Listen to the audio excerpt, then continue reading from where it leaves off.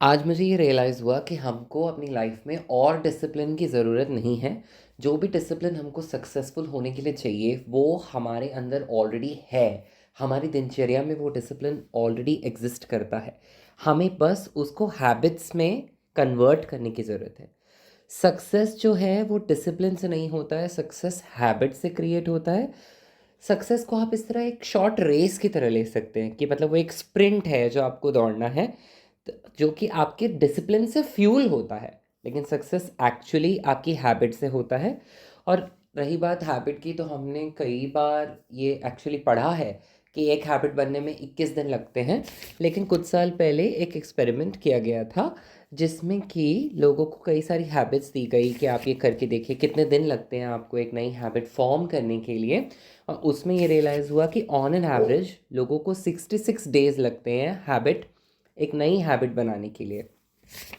जब एक पर्टिकुलर चीज़ में आपकी हैबिट बन जाती है तो फिर आपको डिसिप्लिन की ज़रूरत नहीं होती। फिर उसके बाद आपके जो एफ़र्ट लगने होते हैं किसी चीज़ के लिए वो बहुत कम हो जाते हैं। फॉर एग्ज़ाम्पल, अगर आपको योगा करना है ऑन अ डेली बेसिस, तो आप रोज़ सुबह उठ रहे हैं और रोज़ सुबह आप योगा कर रहे हैं, आपको शुरू में बहुत ज़्यादा एफ़र्ट लगेगा उस डिसिप्लिन को मेंटेन करने के लिए। लेकिन आप जैसे जैसे वो करते जाएंगे वैसे वैसे आपको रियलाइज़ होगा कि एफ़र्ट लगना अब आपका कम हो गया है। इसको मैं कहता हूँ इनर्शिया ऑफ वर्क। शुरू का जो इनर्शिया है आपका, उसको ओवरकम करने में आपको डिसिप्लिन की बहुत ज़्यादा ज़रूरत पड़ती है।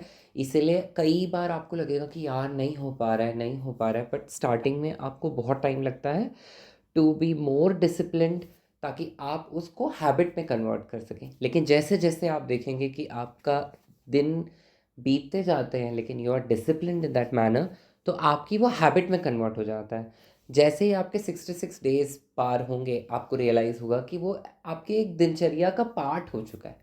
आपको उसमें और एफ़र्ट लगाने की ज़रूरत नहीं होती है। तो आपको एक डिसिप्लिन्ड पर्सन होने की ऐसा ज़रूरत नहीं है।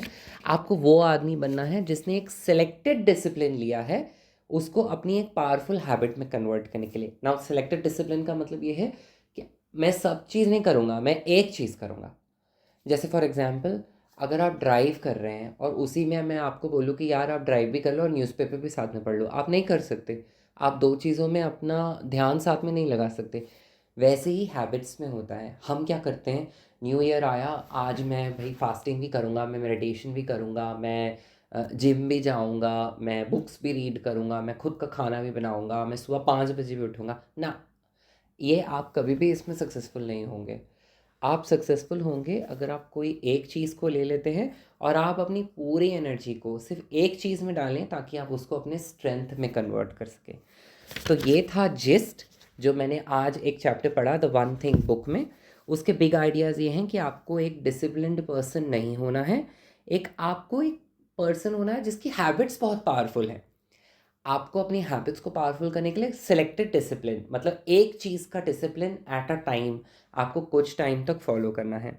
मतलब आपको एक हैबिट को एट अ टाइम फॉलो करना है, क्योंकि सक्सेस जो है वो साइमल्टेनियसली आपको एक साथ सारी चीज़ों में सक्सेस नहीं मिलती, आपको सीक्वेंशली सक्सेस मिलती है।